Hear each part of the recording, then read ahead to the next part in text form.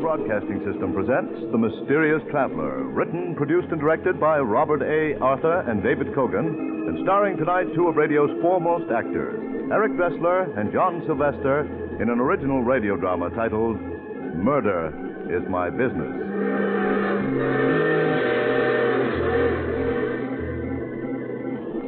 This is The Mysterious Traveler, inviting you to join me on another journey into the realm of the strange and the terrifying. I hope you will enjoy the trip, and it will thrill you a little and chill you a little.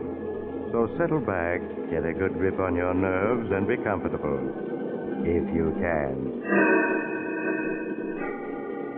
Our story tonight begins in a huge white mansion overlooking the Hudson River, some 50 miles above New York City.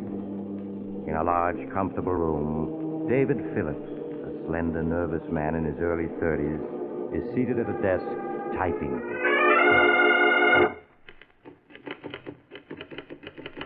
Dear Julia, a year has passed since we last saw each other, and I'm writing this letter with the hope that you will understand all that I'm about to reveal, and understanding will forgive me.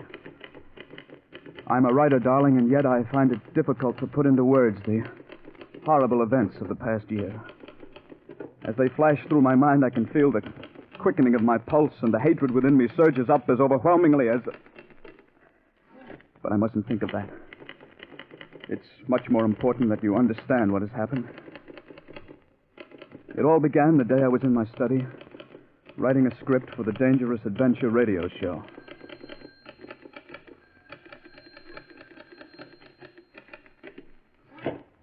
Darling, it's for you. Who is it? It's Basil King. Basil King? Dave, wait a minute. I want to talk to you. But, honey, Basil King, I can't keep him waiting. Yes, you can. Well, we'll talk fast. King's looking for a writer for his radio show, isn't he? Yeah, Sig Rodman just quit. Quit? You mean he had a nervous breakdown? And so has every other writer who's ever worked for Basil King. Dave, I don't want you to write for him. But, Julie, his show pays $600 a week. We could pay off all our debts with that kind of dough. Darling, be sensible. No amount of money is worth the punishment you'll have to take from him. Now, look, we'll talk about this later. He's on the phone. Tell him no. Shh, he'll hear you. Hello? Mr. Phillips, this is Basil King speaking. Oh, yes, Mr. King. Several people have spoken very highly of you as a radio writer, and at the moment I'm in need of one for my show, Brad Barker, Private Eye. Would you care to discuss the matter? I'd like to, very much. Are you free for luncheon tomorrow? Yes, I am. Shall we say 1 o'clock at the Algonquin? All right, Mr. King. Just ask for my table. Good day, Mr. Phillips. Good day. Now, honey, don't look at me that way. Dave, I just don't understand you. It doesn't make sense wanting to write for him. Everyone who's ever worked for Basil King detests him. He's the most hated man in radio. Be reasonable, Julie. $600 a week is a lot of dough. If I can't get along with King, I'll quit. Now, what more can you ask? Next day, as the head waiter led me through the crowded dining room, I could see Basil King seated at a table in a far corner of the room. King was a tall, slender, gray-haired man in his late 40s. He had a cold, impassive face, and his movements were stiff and precise. It suddenly occurred to me that he bore an amazing resemblance to Clifton Webb, the Hollywood star. As I reached King's table, he stood up. How do you do, Mr. Phillips? I'm Basil King. Have a seat, won't you? Thank you. I suggest we talk first and order luncheon later. All right, Mr. King. Now, Mr. Phillips, to begin with, I'm a man who believes in frankness. I dare say this frankness of mine has led to my making a large number of enemies and has given me the reputation of being an extremely difficult person to get along with. No doubt you've heard quite a few stories about me. Yes, I have. Believe me, they're highly exaggerated. Great talents, such as myself, have always been misunderstood. The petty minds in this world, not understanding men of genius, are forever seeking to destroy us. I see. I wonder if you do, Mr. Phillips. I wonder if you do. I ask very little of my writers, merely a modicum of intelligence and the ability to accept constructive criticism. That sounds reasonable enough. Yes, one would think so, and yet I haven't been able to find a writer who understands me. I'm sure you will sooner or later. Perhaps, but to date it's been very discouraging. However, we mustn't dwell on the past. Now, Mr. Phillips, you come highly recommended, and I trust that ours shall be a happy and profitable relationship. I hope so. By the way, you aren't troubled by ulcers, are you? Why, no. Good. For some unfathomable reason, all the writers I've had in the past seem to have been afflicted with ulcers. I can't stand people who are always taking pills and subsisting on bland diets. Tell me, are you familiar with my show, Brad Barker, Private Eye? Oh, yes, I've heard it quite often. Good. Then you're undoubtedly aware that there are two things I insist upon in my shows. Clever plots and gimmicks that work. Bear that in mind, Mr. Phillips. Clever plots and gimmicks that work. I understand. It's on those two rules that I have single-handedly built the most popular detective show on the air. You've only to look at the Hooper rating of Brad Barker, Private Eye, to substantiate what I'm saying. Yes, I know. You've got a terrific rating. 18.6. Needless to add, my sponsor, the Zestful Chewing Gum Company, has increased its sales tremendously. Now, Mr. Phillips, I'm prepared to pay $600 a week for the writing of Brad Barker. Is that satisfactory? Yes, that sounds fair enough. When may I expect your first script? Well, let's see. Today is Wednesday. What about Monday morning? That's satisfactory. Monday morning it is. Now, shall we order luncheon? An hour later, Basil King and I separated in front of the Algonquin. I went home and started work on the script, determined to turn out a show that would make King sit up and take notice. After 4 days and nights of intensive writing, I completed the script. Monday morning, I went downtown to Basil King's luxurious office and turned the script over to him. As I sat by his desk, watching him read it, it was hard to tell what he thought of it. His face was cold and impassive as he turned page after page. At last, he finished reading it and looked up. It won't do, Mr. Phillips. It won't do? Well, why not? First of all, you haven't caught the spirit of Brad Barker in your dialogue. But more important, the plot is weak, and your murder gimmick won't work. Well, I don't see why it won't. Would you mind explaining? In this script, you have the victim, what's his name? Charles Riker. Yes, you have this fellow, Charles Riker, whose life has been threatened, barricade himself in a small cabin. All doors and windows are locked from the inside, and in addition, he's armed to the teeth and has a watchdog with him. That's right. 2 days after this fellow Riker has barricaded himself, Brad Barker breaks into the cabin to find him dead. Dead of poison. Yes.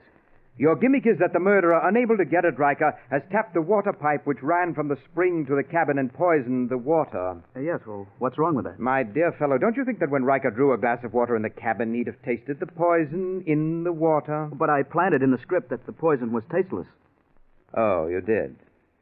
Well, nevertheless, it won't work. Oh, why not? It just doesn't ring true.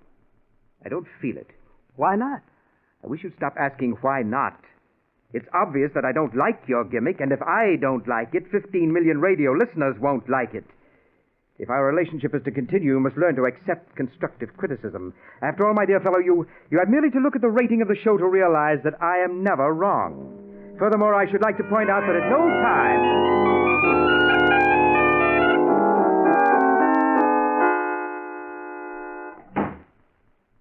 Is that you, Dave? Yes, Julie? How did King like your script? He didn't like it. That's putting it mildly. Oh, but that was a good script. One of the best you've ever done. That's what I thought. But Mr. King didn't. No wonder all his writers have nervous breakdowns. That man doesn't know what he wants. Well, I'll give it one more try. You mean you're still going to try to write for him? Now, honey, there's no use in giving up so soon. Maybe once I get to know King's likes and dislikes, it won't be so tough to write for him. Dave, I've never interfered before, but this is too much.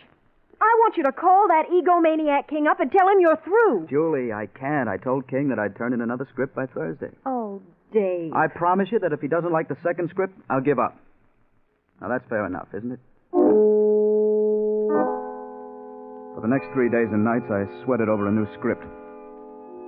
As I worked out the plot and gimmick, I tried to anticipate Basil King's every possible objection.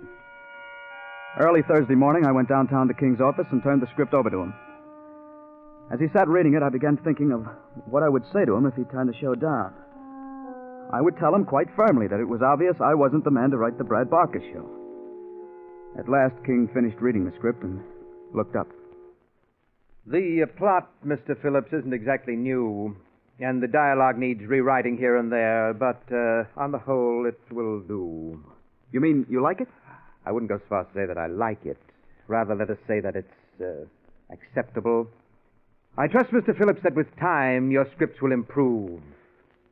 Good day. I left Basil King's office that morning convinced that I would succeed where other writers had failed. I felt it would be just a question of time until I learned the workings of King's mind. But then I discovered, as so many of my predecessors had, that Basil King's likes and dislikes were not constant from day to day. What he told you on Thursday didn't hold true on Friday. Weeks went by, and for every show that King accepted, he'd reject two. He would criticize every script from beginning to end, tearing it to bits relentlessly and coldly. Any questioning of his criticism would lead to his redoubling his attack. One week slipped into another, and with each passing week, my hatred for Basil King grew. Life became a nightmare of deadlines, of writing endlessly with one eye constantly on the clock. Darling, you just can't go on this way. You've got to quit. Julie, we've been over this a dozen times already. We need the $600 a week to pay off our debts. What good is that money if you have a nervous breakdown? Look at yourself. You've lost 15 pounds in these past weeks, and you're smoking 5 packs of cigarettes a day. Please, Julie, I've had all I can take today. Now, let's not talk about it anymore. You're not kidding me, Dave. The money is only part of it. It's your pride that won't let you quit. My pride? Yes. You can't stand the thought of quitting like the others did. You've got to prove that you're better than they are. That's enough. Well, it's the truth, isn't it? It's only your pig-headed pride that makes you go on when anyone with sense would quit. I said that's enough. Dave, we can't go on like this. What do you mean? I'm not going to stand around and watch you have a breakdown. You'll have to choose between Basil King and myself. Now, look, Julie, you're upset. You don't know what you're saying. I know perfectly well what I'm saying. I'm asking you to choose between Basil King and myself. Stop trying to intimidate me. I told you before I'm not quitting, and I meant it. All right, Dave. If that's the way you want it, I'm leaving. Well, go ahead. No one's stopping you. Basil King may be able to make you quit, but not me. You call it pride, okay. But I won't let a louse like him beat me. Somehow I'll get the better of him. You wait and see. Goodbye, Dave.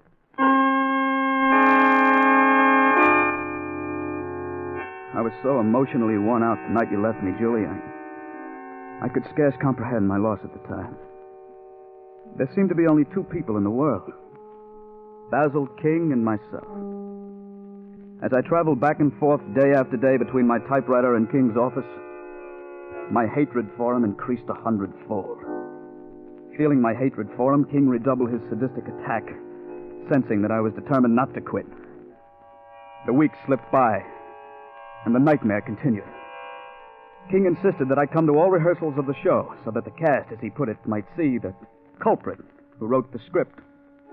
It was at a rehearsal that I first met Mr. Pearson, president of the Zestful Chewing Gum Company.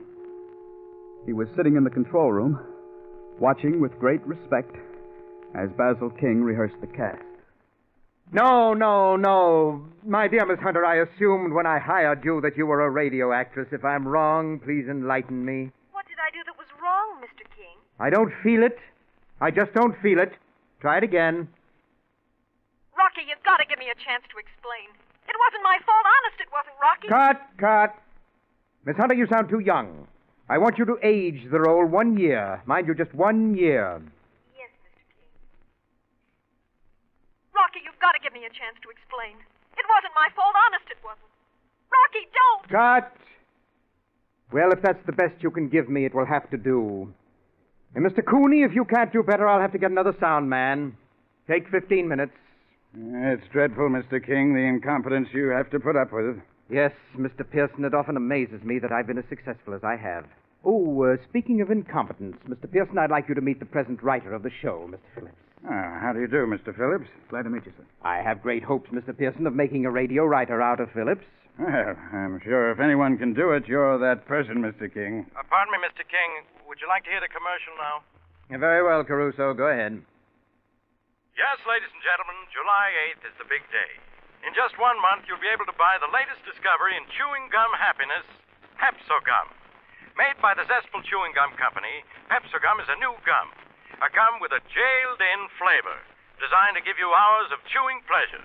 Remember, The big day is July 8th, when Pepsi Gum will be on sale at all candy counters. I don't feel it, Caruso. I want more emphasis. I want you to be so compelling that people will rush to their drugstores and place orders for this new gum. Exactly. Yes, exactly. Rehearse it a few more times, and I'll go over it with you later. Yes, Mr. King. Well, I guess I'll be getting back to the office, Mr. King. Most kind of you to allow me to watch your rehearsal. That's quite all right, Mr. Pearson. It was a pleasure meeting you, Mr. Phillips. I assume that you'll be at the factory for next week's broadcast? The factory? Yes, Phillips, we're doing the broadcast from the factory next week.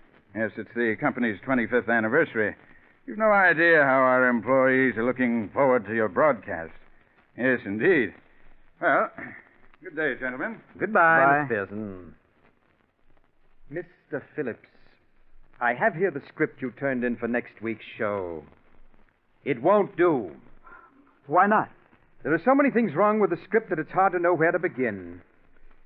Let's start with your murder gimmick. You have the victim, I believe his name is Roger Roden. Yes, that's right. Yes, you have this fellow Roden picking up an envelope, licking the flap, and sealing the envelope. A minute later, he drops dead. Your gimmick is potassium cyanide powder has been mixed into the glue of the envelope flap. Yes, and when Roden licked the flap, his tongue absorbed the poison. It just won't stand up. Why not? For the simple reason that Roden's tongue wouldn't absorb enough potassium cyanide to kill him. Oh, but it would. Potassium cyanide is a very potent poison. Just a few grains will kill a man. Possibly, but I'm not convinced. And if you can't convince me, you won't convince our 16 million listeners. It just won't do. It will work. I tell you, it will work. I'm sorry, Mr. Phillips, but I don't agree.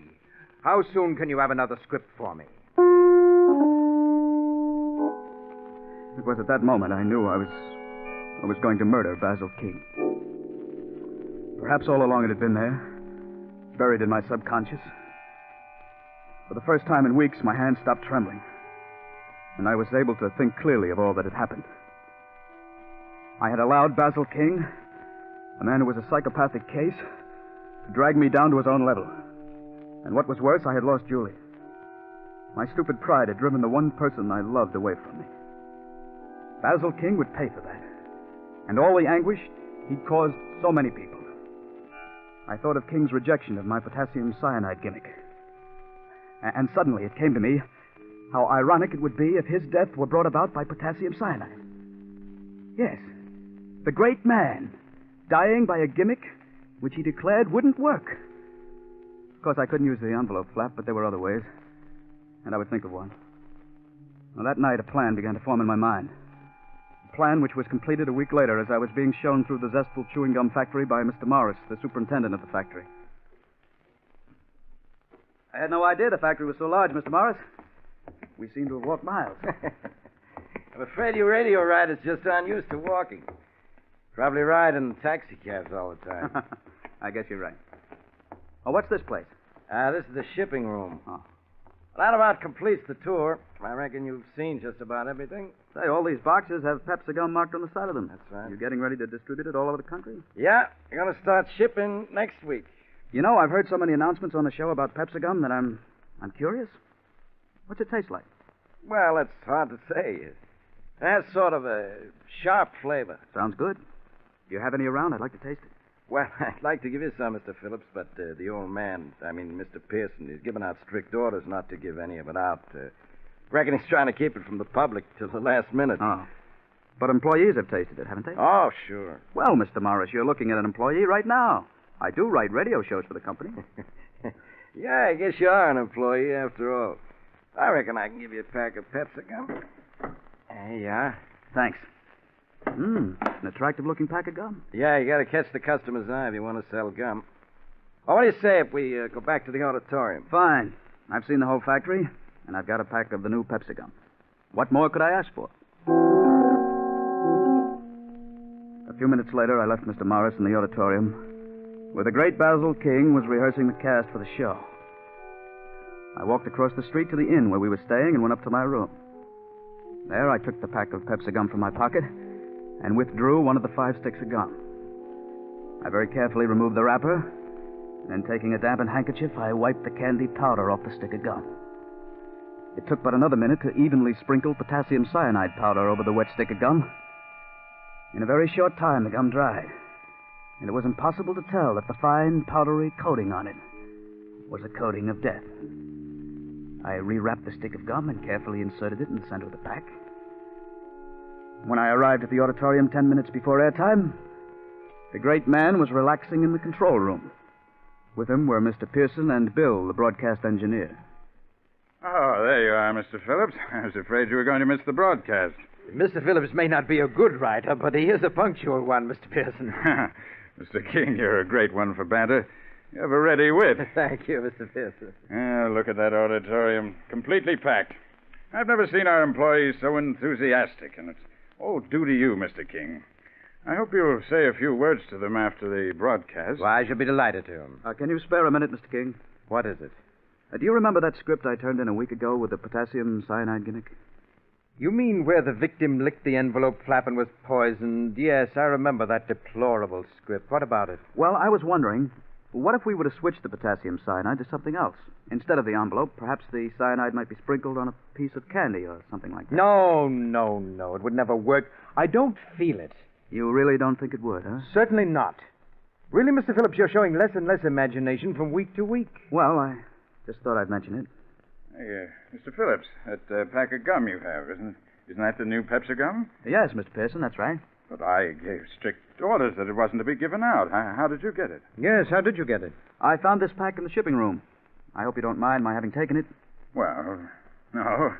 After all, we are just one big family. You see, Mr. Pearson, I've heard so much about the new Pepsi gum that I was curious to find out what it tasted like. Well, what did you think of it? Well, I haven't tried it yet, but I guess this is as good a time as ever. Have a piece? Don't mind if I do. Thank you. What about you, Mr. King? No, thank you. You mean you aren't even curious to know what Mr. Pearson's new gum tastes like? Please, Mr. King, I'm very eager to know what you think of the flavor. I have great respect for your opinion. Very well, Mr. Pearson. Here you are, Mr. King. Thank you. I understand it has a sharp flavor, Mr. Pearson. Yes, but delightfully so. That's delicious. Well, I have a feeling that Pepsi gum is going to be a tremendous success. Go ahead, Mr. King. Put it in your mouth. I'm anxious to have your opinion. Yes. Yes. Well, certainly has a sharp taste. Oh, not that sharp. Keep chewing it. 1 minute to airtime, Mr. King. Thank you. I watched the great man, Basil King, chewing a stick of Pepsi gum. I knew that he found the flavor a bit sharp. And if Mr. Pearson hadn't been watching him, he would have spat it out. Yes, Mr. King didn't like the flavor, but with the sponsor looking on, he had to continue chewing. I watched the minute hand sweep around the clock. In 30 seconds, we would be on the air, and according to my calculations, Mr. King would keel over 15 seconds after we were on the air. Stand by. I'll give you the go-ahead, Mr. King. Very well. Coming up. Go ahead.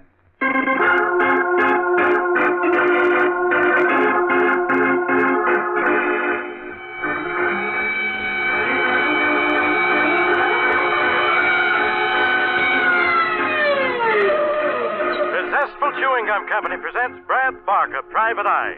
Conceived, produced, directed, and edited by Basil King.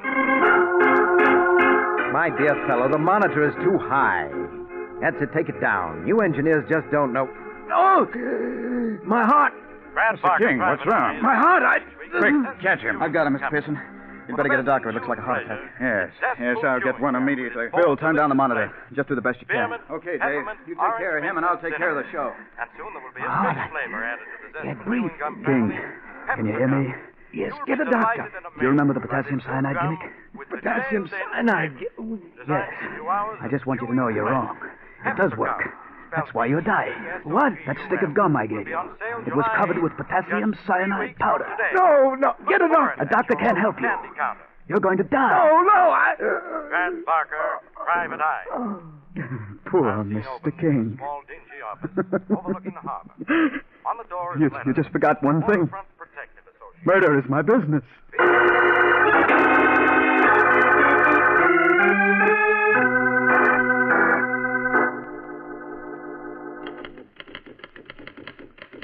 Julie, darling, that was a year ago, and I've never ceased to regret your leaving me. I'm writing this in the hope that you will find it in your heart to forgive me. I admit that it was my stupid pride that wouldn't allow me to acknowledge defeat at Basil King's hands But he's gone now, Julie. And if you could only see your way clear to start all over. Hi. Hello, Mr. Phillips. Remember me? John Pearson? Mr. Pearson? Yes. You remember Mr. Morris, my factory superintendent? Hello? We happened to be driving past and thought it'd be a nice gesture to drop in and find out how you were getting along. Please, I've got to finish this letter to my wife, Julie. I've got to finish it. Doesn't seem to be getting any better, does he, Mr. Pearson? No, he doesn't. Look at all these letters scattered around. Must be at least 100. They're all addressed to his wife. What a pity, huh? Yes, I'll never forget that day that Basil King died of a heart attack. I came back to the control room to find poor Mr. Phillips crying hysterically over the body. He never has gotten over the shock of Basil King's death. What a wonderful friendship that was.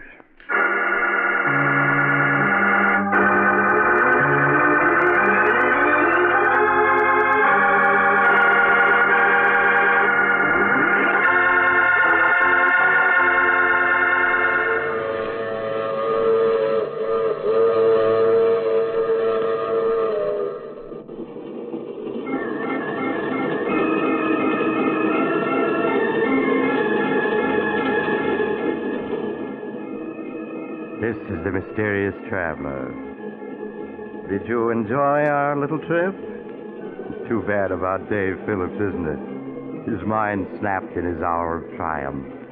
16 weeks of life with Basil King proved to be just too much for him, mentally. As Basil King used to say, being a radio writer calls for a weak mind. However, it does seem that Dave Phillips did get in the last word. For Basil King died of a gimmick he claimed would never work. And the police, oddly enough, never did suspect it was murder. Now, I recall another case in which a young man awoke to find himself dead, and he decided... you have to get off here. I'm sorry. I'm sure we'll meet again. I take this same train every week at this same time.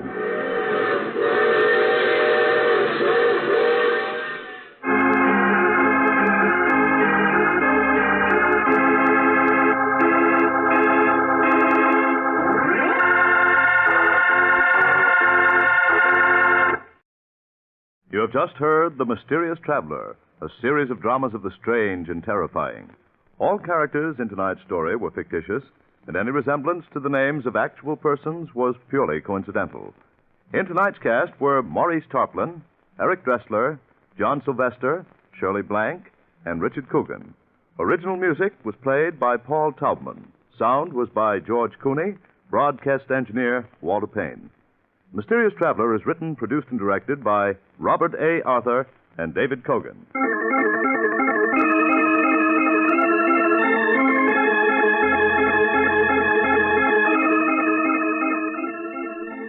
Listen next week to a tale titled Queen of the Cats. Another strange and suspenseful tale of the Mysterious Traveler.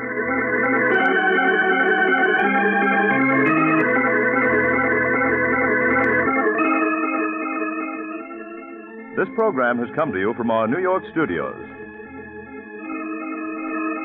Another program of tense and dramatic action will follow in just a minute. Stay tuned to the station for Official Detective. Carl Caruso speaking. This is the Mutual Broadcasting System.